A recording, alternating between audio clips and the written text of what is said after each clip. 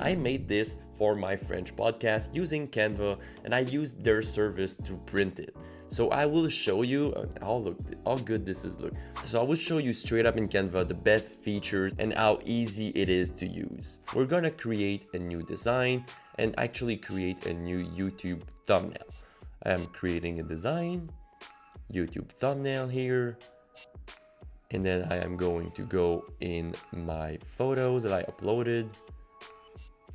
Let's say I want to make a YouTube thumbnail of this girl, which is a template that was in the photos from Canva.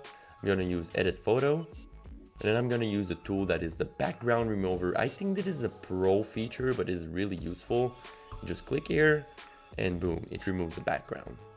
Here we go. I want to add some text, add a title and say, hello, this is my video. I'm gonna put it bigger a little bit.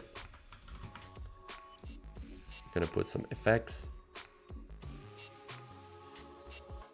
and then I'm gonna add a background to my thumbnail. I'm gonna go in elements. I'm gonna put gradient, blue background. Here we go. Take this one, right click on it, set as image background, then put this as a layer. And here we go. I'm gonna show you something really useful. I'm going to actually put a shadow to my model here. Edit photo. I'm gonna click on effects, shadow, boom, click on glow, put it white, put the intensity to 89 or 90, and then put the size a little bit bigger and make my model a little bit bigger like that. Here we go. I made a YouTube thumbnail in less than 2 minutes.